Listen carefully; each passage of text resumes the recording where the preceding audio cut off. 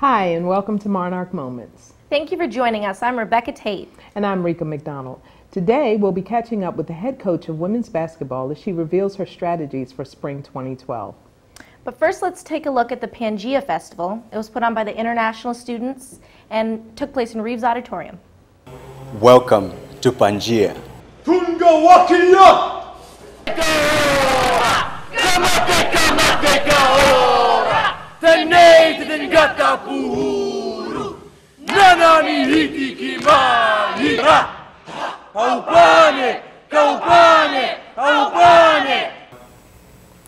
Pangea brings diversity.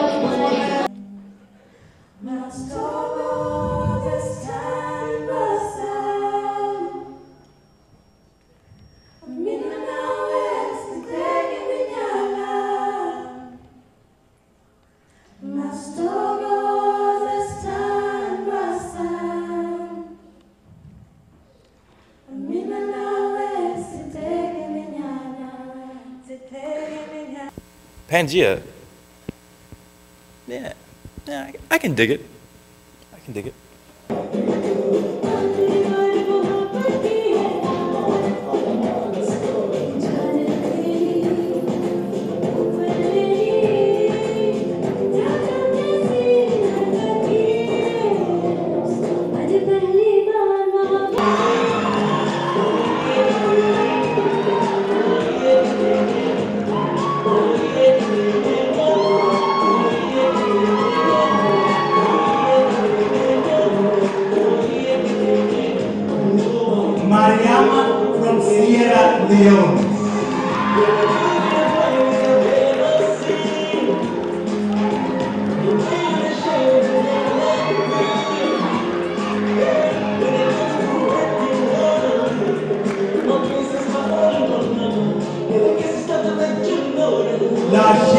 From the Bahamas.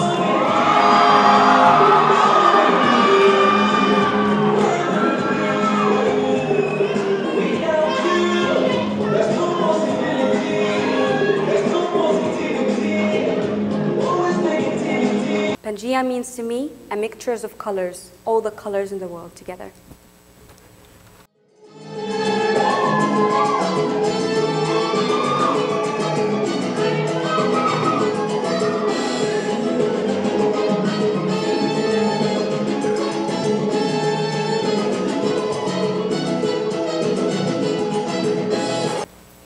Pangea,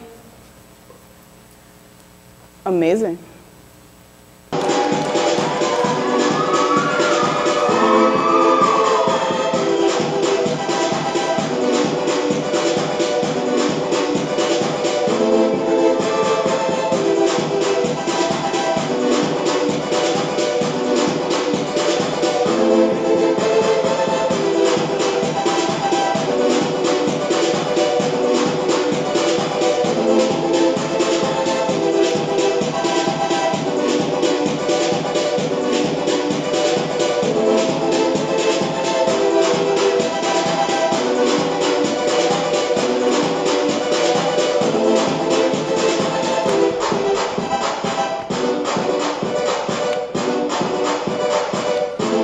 Pangea is something where I get to see all the different backgrounds that my friends come from and their different beliefs and cultures.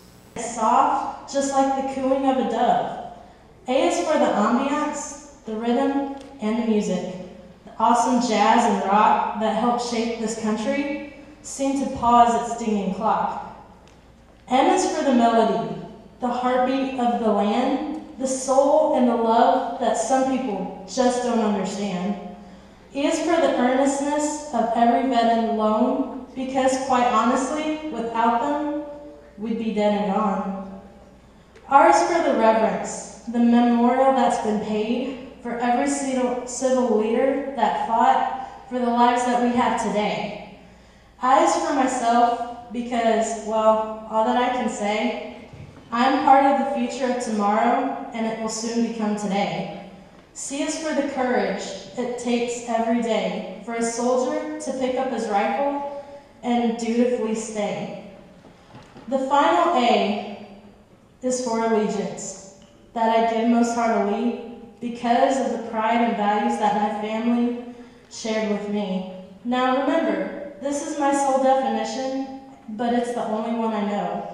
What accent? I don't have accent, right?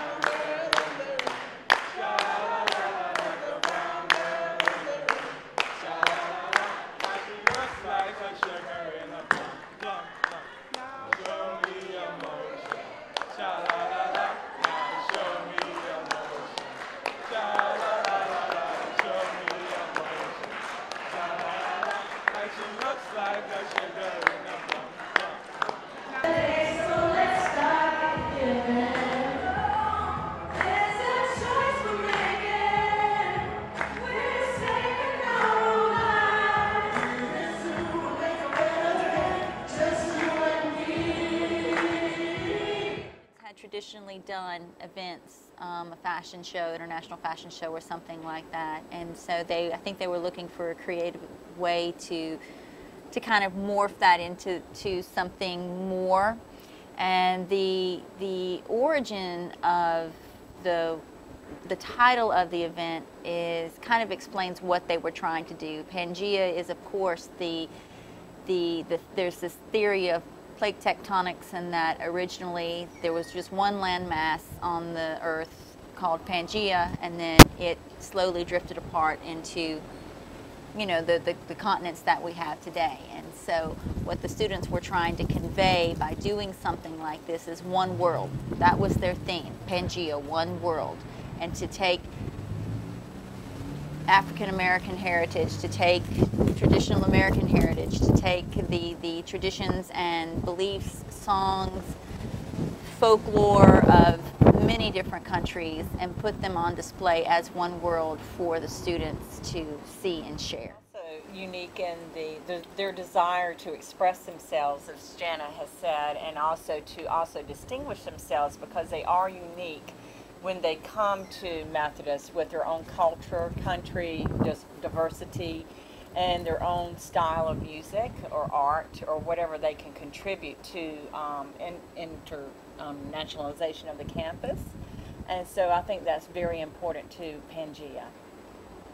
I think they receive support from all aspects of the community, from the academic as well as the student development side, because we all saw that this was important to our campus. So they went to Jane Gardner, they went to the academic dean, Dr. Chris, and they gave them their ideas, and they were fully supportive as far as, you know, integrating us into the IDS classes and making us something as a requirement to receive for the passport that they do in these classes each year. So this was something that they could be checked off for. So it helped the students as well as the students were allowed. The students had discussed with Jane Gardner and was it Dr. Crisp as well, if they could advertise Pangea to the students to truly make it a campus-wide event, not only to have American students and international students participating in the event itself, but to have the community, to make it serve as a community project and a community event for the students. So they asked if they could go into the IDS classes to let students know about the event, and they, I'm not sure if they asked, but they were allowed. Eventually Pangea was allowed to be one of those cultural events that students in IDS should attend, or they have so many that they need to attend each semester. So it became an incentive for the students as well. It's a great example of how student activity and academics and curriculum can work together to meet a number of different goals for students on campus. Yes, I think one important part of Pangea as well is that we have a presentation of the flags from the various countries. So each year at the beginning of Pangea, all the flags from the various countries of all the Methodist University graduates are showcased at the beginning, the first scene of Pangea. And I believe we have had as many as 80 flags on stage at one time. So I think that's a phenomenal representation of the diversity and the number of countries that we have had represented here at I think Methodist. that one thing that hasn't been particularly pinpointed but has been done in every event is a fundraising community service type thing where they pick something at that time that they can contribute to. And if we could see our community help out a little bit more with that, because that's the biggest thing that they, is the outcome of everyone coming together. It's a service for our community. If we could see more participation from everyone just to help that goal increase as far as what we can do for whatever the fundraiser is. I think it would also be great too if there was some way to integrate faculty and staff into it. It's a little hard because we work all day and then we'd have to be there for rehearsals, but to see more faculty and staff and perhaps invite some organizations or groups from the community. We can do more to get the word out, to advertise and market Pangea to the community so we can get the community involved, engaged, and supportive of this wonderful event. And it's a little different as a parent of small children. It's a little difficult to bring. I know I've brought my children to Pangea before, and not that it wouldn't be great to have school kids come, but when it starts at 7 or 8 o'clock at night and you're trying to wrangle the kids to, it's Well, maybe even the high schools or that's true. As the success grows, it could be something that could be done in the day. It could be done more than once a year, the same show, or on the weekend or something. Something like that, Yes. Exactly. Weekend would be a great option, I think. Yes. Pangea is put together by the International Club. So while we can assist and give ideas, at the end of the day, it's the students' event. Decision. So it's their decision on how they're going to do it, and sometimes they have ideas of their own. Sometimes we'll suggest things, and sometimes they don't do their ideas and they'll do ours. Sometimes they'll not do ours and do their, it is the students' production. It is an independent production done on their part. They're the ones that are dedicated to it. So that would really, we can certainly assist them with contacts, and they have advisors to help them as well. But that's a student-motivated action. Pangea is the time when the world was one. And therefore, as we celebrate this oneness, we should also remember that we have one love, one peace, one generation, one happiness, one joy, and together we can be strong when we come and join our hands in celebrating this day and in continuing it to the next generations. Looks like the international students had a great time putting on the show. I hear Dr. Hancock was there. I hope he enjoyed it as much as I did. I hope so too, Rika. You also covered the Diwali festival. How'd that go? Oh my God, it was so good. It was wonderful. The food was great, and it was great to learn about another culture. Sounds amazing. Let's take a look at some of that. We're here with Dr. J.R. Huswit, who is one of the Eastern religion teachers at Methodist, and he's going to give us a little information about why the festival is being done and what the festival is about. Okay, great. Diwali is a holiday that's celebrated all over India. In the north, for example, it's celebrated to commemorate the victory of Prince Rama over the demon king Ravana and his triumphant return to his home kingdom. But generically, wherever you are in India, it means the triumph of good over evil. And so in that respect, it's a time to celebrate life and light, and it's used oil lamps and bright lights. So I don't know whether you have read about Christianity, but do you think there is a difference between the Hindu gods and Christian God and the Muslim worshiping Allah, for example? No, I don't think there is any difference. There may be differences in form, and there may be differences in where these God-created image has appeared. We may call this person God, or we may call that person God. But every human being, the Lord has given all of us one mouth. How many languages did He give us? It's in the range of about 2,000 languages. Why did He not? Did He say that only English would be the language of communication with Him?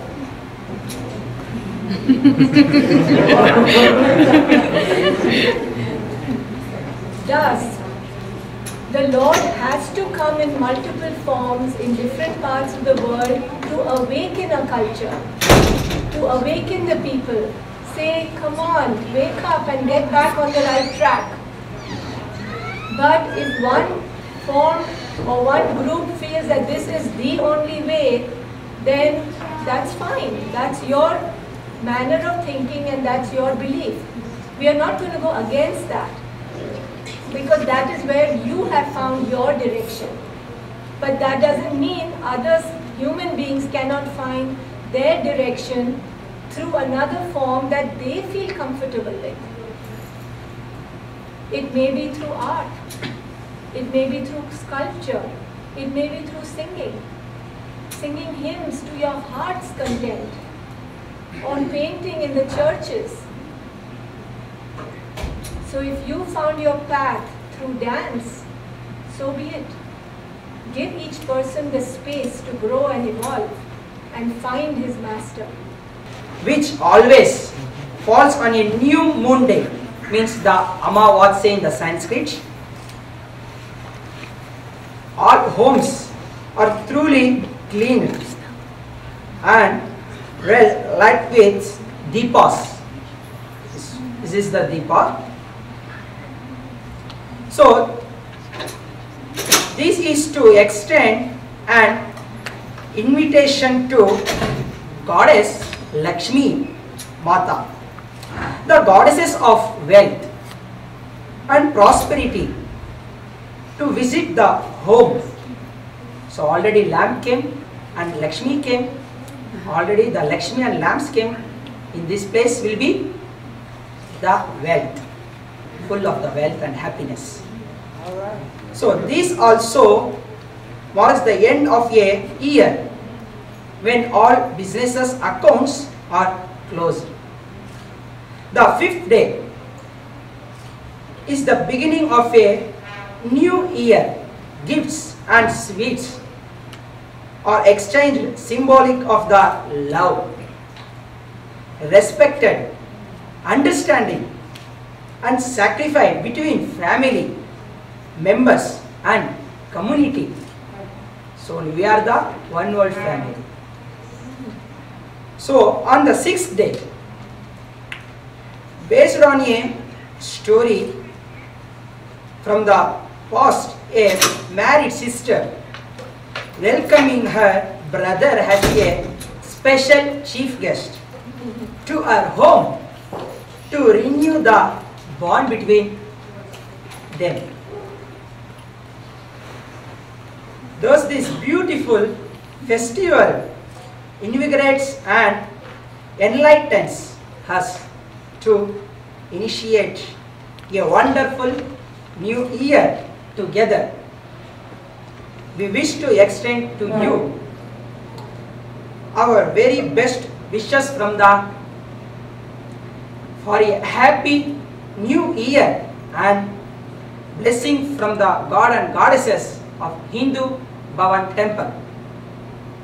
I thanks to Dr. Harat Viraj Haswet, Haswet for inviting us here to celebrate this occasion divine with your students. So thank you and namaste to all of you. Happy Diwali. Hi, and we're here with Sachin Gaikwad from India and Sachin right? Okay, he's going to tell us a little bit about what this festival means to him. Well, Diwali is one of the biggest festivals in India, which is celebrated during the month of November and October and November.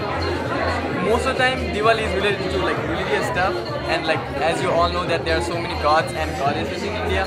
So what this is like basically is related to the god Rama, who went to like on Vanvas, which is like he was banished from his country and then he had to go outside 14 years to like live his life, and during this period of time he came back, and then this time is basically celebrated as like the triumph of good on evil. So basically Diwali is called the festival of light, because light is in India, light is like symbol of like which covers dark and brings on light. So it's like the happiness to celebrate everything. Basically that in this we use like the lamps of clay lamps use oil to celebrate the triumph of good over evil. How long does the festival generally last? Well, basically the festival goes on like for 1 month, but today, like for next 4 days, the basic stuff is for next 4 days. We have sweet stuff to eat, we wear new clothes, clean our houses. So basically, like try to clean our minds, try to clean our houses, and try to clean all the dirt we create by ourselves.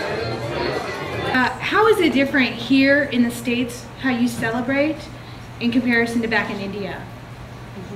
Because I'm sure there's a huge difference because you don't have the entire country celebrating with you. The people who have migrated, we find we have quite a few in terms of numbers. Our own city here has about 120 families. So we are a significant number when we wish to celebrate. But we obviously cannot do it to the extent that it is done in India. So we try our level best as families to initially all these years, we have been meeting in each other's homes, renting halls, renting schools, to have our different functions. This is a year and a half since we've had our temple. And for us, it has just been the most beautiful experience to be able to feel the vibration in the temple and the extreme peace that we experience, because the Hindu religion is a religion that really feels that peace is what needs to be transmitted to every person in the world, and it is peace for each one. We do not wish to dominate any other religion, we do not wish to convert anybody. It's the original Sanskrit chanting and vibrations that we experience, and we are ready to share it with everybody. So it's, for us, let me tell you, I also grew up in Bombay. I grew up with speaking English. I knew a little bit of my native language, but I did not know the original Sanskrit. In '94, we started Sunday school teaching the children and realized how rich our culture and Sanskrit was. And while working with the kids, the next thing was, my God, I have to learn Sanskrit because I must understand the verse from its root. How can I understand it from a... Okay. Thank you, thank you. Okay, thank you.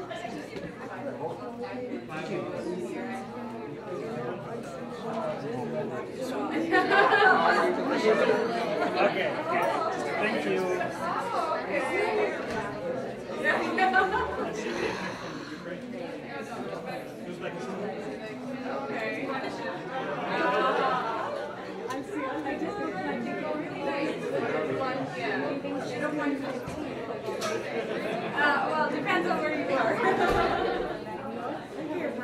Yeah, you're right.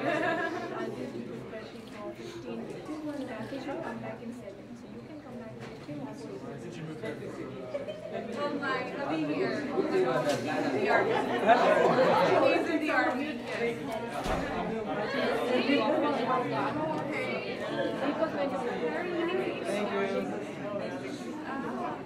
What do you teach here? Looks like you had a great time. Oh, most definitely. And now let's hear from the women's basketball head coach, Dee Dee Jarman. My name is Dee Dee Jarman. I'm the women's basketball coach at Methodist University. Coaching background, I started off 5 years in the public school system at New Bern High School, and then I came to Methodist University to be the assistant coach under the direction of Rita Wiggs, and I've been the head coach since 1997. Overall philosophy of our program is to graduate student athletes after they have played their 4 years of participation here at Methodist University. We strictly want them graduating, going to class, and playing basketball, and along the way we'll win some championships and make some NCAA appearances.